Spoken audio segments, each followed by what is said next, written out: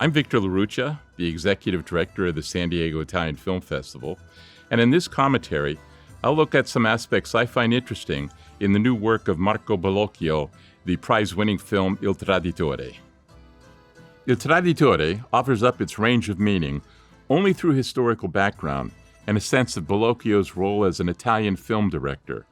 The film relies on history, real people, real events, at times cutting in actual TV broadcasts. It tells a powerful story. At the same time, it creates an equally powerful commentary on that story. Bellocchio tempers his distrust of institutions with a profound recognition of humanity. One must live, work with, and share joy with what one has. That means seeing the positive as well as the defects. Italian audiences will recognize key historical elements.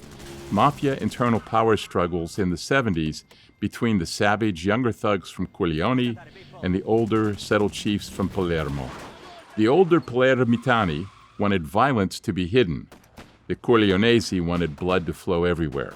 The scandals, international and domestic, forced a reluctant government to create a special investigation. Two prosecuting magistrates from Palermo, Judges Falcone and Borsellino, led this fight. Through brilliance and grit, they brought to trial over 400 men, most of whom were convicted. It is unlikely that this would have happened without the testimony of Tommaso Buscetta, reaching all the way to the highest offices of government.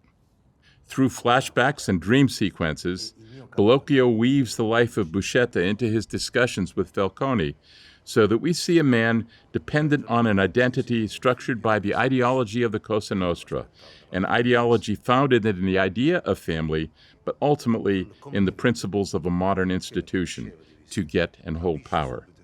Buscetta knows who he is, but justifies his life and relations through the institution that demands loyalty, an institution that seldom returns it.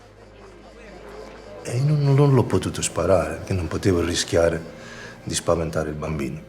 Da quel giorno quell'uomo è uscito di casa sempre e solo accompagnato dal figlio. The play between Falcone and Buscetta loosens up that ideology.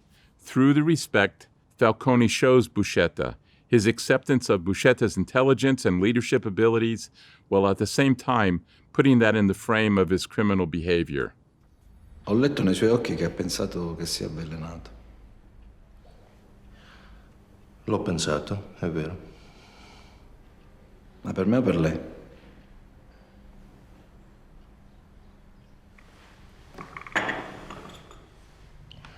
Grazie.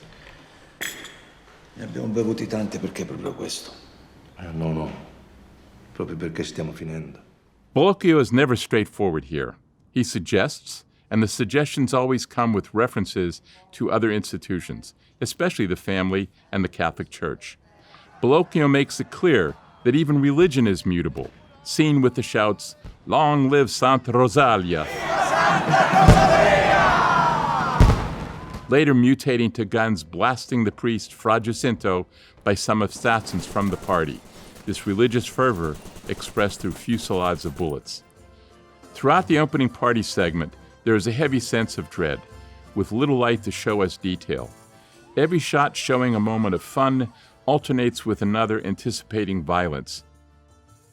We soon feel that no scene is simply a portrayal of the moment, but is instead full of the anticipation of death. Non vedi piccole caperrine? Piccolo non ti puoi portare in tutto avuto, per puzzo.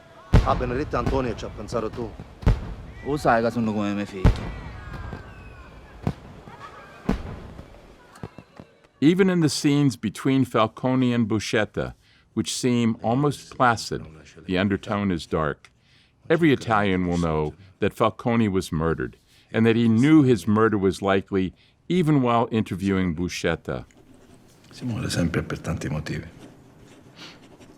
Un incidente stradale, un aereo che esplode in volo, il cancro.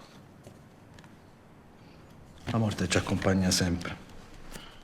In what way, then, is this movie something other than a biopic, history and courtroom drama? The answer depends on what we mean by traitor, or rather on how we decide who is betraying whom. A hint comes in the scene where Buscetta, trying to justify himself, says, "I did not betray the Cosa Nostra betrayed me." che hanno tradito gli ideali di Cosa Nostra. Per questo, signor Presidente, io non mi considero un pentito. In this movie, betrayal seems to be the other side of loyalty, not its opposite.